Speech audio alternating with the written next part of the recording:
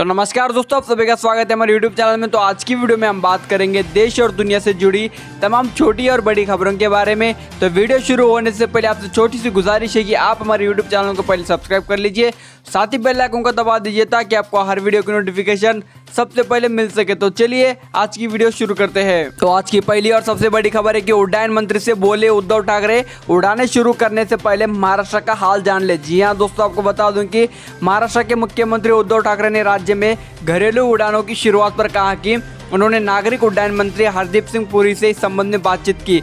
उद्धव ठाकरे ने केंद्रीय मंत्री से कहा कि उड़ानें शुरू करने से पहले महाराष्ट्र की स्थिति का जायजा लेना होगा। हम भी हवाई यात्रा की शुरुआत करना चाहते हैं, लेकिन किस तरह से यात्री एयरपोर्ट के अंदर दाखिल होंगे, किस तरह से एयरपोर्ट का स्टाफ काम करेगा, इन सब की जांच की जाएगी।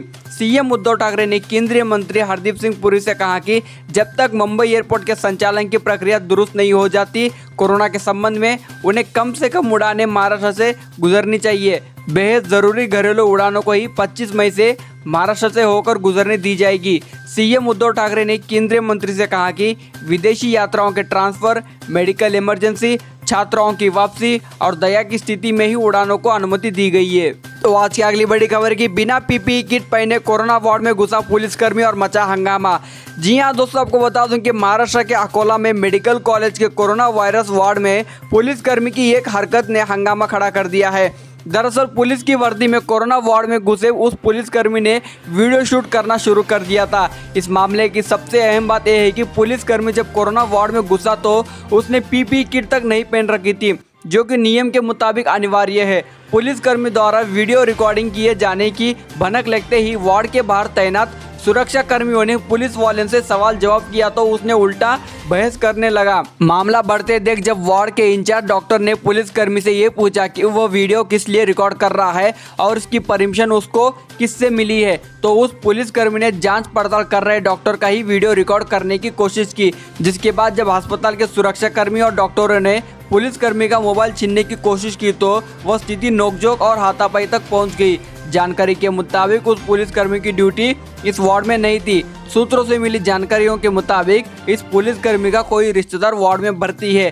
पुलिसकर्मी उसका ही वीडियो रिकॉर्ड करना चाह रहा था, लेकिन वीडियो रिकॉर्ड करते समय सुरक्षा कर्मियों की उस पर नजर पड़ गई, जिसके बाद ये मामला उजागर हुआ। तो आज की अगली बड़ी खबर की सही वक्त पर लागू हुआ था लॉकडाउन, अब 13 दिनों में डबल हो रहे कोरोना वायरस के केसेस। जी हाँ दोस्तों, आपको बता दूं कि देश में कोरोना वायरस के मामलों में लगातार इजाफा देखने को मिल रहा है। कोरोना संकट से निपटने के लिए देश में लॉकडाउन लागू है। इस बीच केंद्रीय स्वास्थ्य मंत्री हर्षवर्धन ने कहा कि लॉकडाउन के कारण आज 13 दिनों में कोरोना मरीजों की संख्या डबल हो रही है।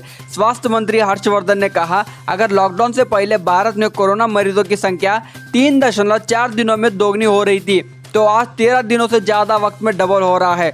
लॉकडाउन और इसके सभी दिशा निर्देशों ने शक्तिशाली सामाजिक वैक्सीन के रूप में काम किया है। तो आज की अगली बड़ी खबर है कि 1 साल तक सैलरी से 50,000 रुपए पीएम केयर्स फंड में दान करेंगे सीडीएस बिपिन रावत। जी हां दोस्तों, आपको बता दूं कि कोरोना वायरस की बीमारी का कहर जारी है। देश में बढ़ते कोरोना के मामले हर दिन नया रिकॉर्ड बना रही है। देश में कोरोना मरीजों की तादाद 1,31,000 के पार हो चुकी है। कोरोना के खिलाफ लड़ाई के लिए प्रधानमंत्री नरेंद्र मोदी ने मार्च में ही पीएम केयर्स फंड बनाने का ऐलान किया था। सैन्य बलों ने इस फंड में 1 दिन का वेतन देने की घोषणा भी की थी। अब chief of defence staff general Bipin Rawat ने 1 साल तक हर महीने अपने वेतन से 50,000 रुपए की धनराशि पीएम केयर्स फंड में दान करने का फैसला लिया है। जनरल बिपिन रावत ने इसके लिए वेतन और लेखा विभाग को पत्र भी लिखा था।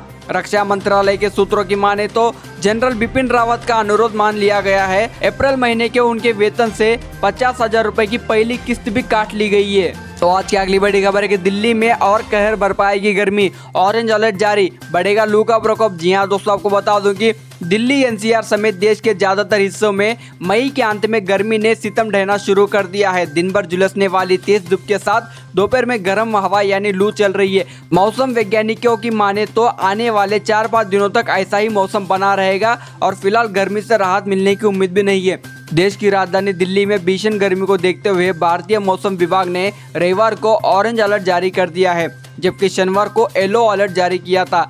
मौसम विभाग के मुताबिक अगले 2 दिनों में और ज्यादा गर्म हवाएं चलने का अनुमान है।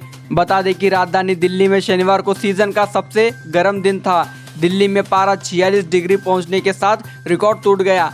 मौसम विभाग की ओर से कहा गया है कि पश्चिम उत्तर भारत में लू चलने के कारण शहर में अगले 3 से 4 दिन तक भीषण गर्मी पड़ने का अनुमान है। दिल्ली के अलावा राजस्थान और यूपी के भी कई शहरों में तापमान 45 डिग्री के पार पहुंच गया है। वहीं हरियाणा, मध्य प्रदेश, विदर्भ, तेलंगाना, आंध्र प्रदेश और गुजरात में कई शहरों पर लू का प्रकोप बढ़ता जा रहा है। तो आज की अगली बड़ी खबर की भारत में सस्ते शेयरों को खरीदने दौड़े विदेशी निवेशक इस महीने 22 मई तक 9,090 करोड़ रुपए लगाए। जी हाँ दोस्तों, आपको बता दूं कि 2 महीने से भाग रहे विदेशी निवेशक अब भारत लौटने लगे हैं। डिपॉजिटर के आंकड़ों के मुताबिक मई में अब तक उन्होंने भारतीय शेयर बाजार में 9,090 करोड़ रुपए की शुद्ध खरीदारी की है। इससे पहले अप्रैल में विदेशी पोर्टफोलियो निवेशक FPI ने भारतीय शेयर बाजार से 6,883 करोड़ रुपए की शुद्ध बिक्री की थी। उससे भी पहले मार्च में उन्होंने 61,972 करोड़ रुपए के शेयरों की शुद्ध बिक्री की थी। विदेशी निवेशकों ने डेट बाजार में 21,418 करोड़ रुपए की शुद्ध बिक्री की है। फरवरी 2020 में FPI ने भारतीय शेयर बाजार में 1,820 करोड़ रुपए से ज्यादा के शेयर खरीदे थे। 1 मई से 22 मई के बीच FPI ने जहां 9,090 करोड़ रुपए के शेयरों की शुद्ध खरीदारी की है, वहीं उन्होंने इस अवधि में डेट बाजार में 21,418 करोड़ रुपए की शुद्ध बिक्री भी की है। तो आज की अगली बड़ी खबर है कि तेलंगाना से निकाले गए 1,22,000 प्रवासी मजदूरों को 88 ट्रेनों से भेजा गया उनके घर। जी हाँ दोस्तों, आपको बता दूं कि लॉकडाउन की वजह से तेलंगाना में फंसे प्रवासी मजदूरों को उनके राज्यों में भेजने का काम जारी है। राज्य के मुख्य सचिव सोमेश कुमार ने बताया कि शनिवार तक 88 ट्रेनों के माध्यम से राज्य के विभिन्न स्टेशनों से 1,22,000 प्रवासी मजदूरों को उनके मूल स्थानों पर पहुंचाया जा चुका है। वहीं राज्य में कोरोना वायरस के 1800 से ज़्यादा मामले सामने आ चुके हैं। कुमार ने कहा कि इसके अलावा शनिवार रात कुल 46 ट्रेनों को 50,000 प्रवासी कामगारों को उनके गांव तक ले जाने के लिए निर्धारित किया गया है। परिवहन की सुविधा के अलावा राज्य सरकार ने प्रत्येक प्रवासी मजदूर के लिए खाने के पैकेट, पीने का पानी और फलों की व्यवस्था भी की है। तो आज की अगली बड़ी खबर है कि यूपी सरकार ने कोविड-19 मरीजों के आइसोलेशन वार्ड में मोबाइल ले जाने पर लगाया बैन। जी हाँ दोस्तों, आपको बता दूं कि उत्तर प्रदेश सरकार ने कहा कि कोविड-19 समर्पित L2 और L3 अस्पतालों में भर्ती मरीजों को आइसोलेशन वार्ड में मोबाइल ले जाने की अनुमति नहीं होगी, क्योंकि इससे संक्रमण फैलता है। आदेश में कहा गया है कि वार्ड इंचार्ज के पास 2 मोबाइल रखे जाए और इसकी सूचना मरीजों के परिजनों को दी जाए, ताकि वे बात कर सके और उनका हालचाल जान सके। तो आज की अगली बड़ी खबर है कि मेरा सिर काट लीजिए। अफवाह के बाद लोगों के विरोध प्रदर्शन पर पश्चिम बंगाल की मुख्यमंत्री ममता बनर्जी ने दिया बयान। जी हाँ दोस्तों, आपको बता दूं कि पश्चिम बंगाल की मुख्यमंत्री ममता बनर्जी ने सुपर साइक्लोन अफवाह के बाद लोगों के बीच बढ़ रहे गुस्से पर एक प्रेस कॉन्फ्रेंस में कहा, मुझे पता है कि आपको असुविधा हो रही है, मैं माफ़ी मांगना चाहती हूँ या फिर आप लोग मेरा सिर काट लीजिए। उन्होंने कहा, हम भी इंसान हैं और हम भी दिन रात काम कर रहे हैं। तो आज की अगली बड़ी खबर है कि 20 दिन में पहली बार नजर आए किम जोंग उन, परमाणु ताकत बढ़ाने पर की चर्चा। जी हाँ दोस्तों, आपको बता दूं कि उत्तर कोरिया की सरकारी मीडिया KCNA ने रविवार को कहा कि शीर्ष नेता किम जोंग उन ने अमेरिका के साथ परमाणु निरस्त्रीकरण को लेकर रुकी हुई बातचीत के बीच एक सैन्य बैठक की मेजबानी की, जहां देश की परमाणु युद्ध अवरोधक क्षमता बढ़ाने पर चर्चा हुई। बैठक के दौरान किम करीब 20 दिन में पहली बार सार्वजनिक रूप में दिखाई दिए। तो आज की अगली बड़ी खबर है कि अफगानिस्तान में कोरोना के केस 10,000 के पार। ईद को लेकर तालिबान ने किया युद्ध विराम की घोषणा। जी हाँ दोस्तों, आपको बता दूं कि अमेरिकी यूनिवर्सिटी के ट्रैकर के मुताबिक अफगानिस्तान में कोरोना संक्रमण के मामले 10,000 से ज़्यादा हो गए हैं, जबकि इससे अब तक 218 लोगों की मौत हो चुकी है। साथ ही आतंकवादी संगठन तालिबान ने ईद को लेकर 3 दिन के युद्ध विराम की घोषणा की। तकरीबन 19 साल से जारी युद्ध में ये दूसरी बार युद्ध विराम की घोषणा की गई है। तो आज की अगली बड़ी खबर है कि दिल्ली के आधे कंटेनमेंट जोन में से 14 दिनों से कोरोना वायरस का एक भी केस सामने नहीं आया है।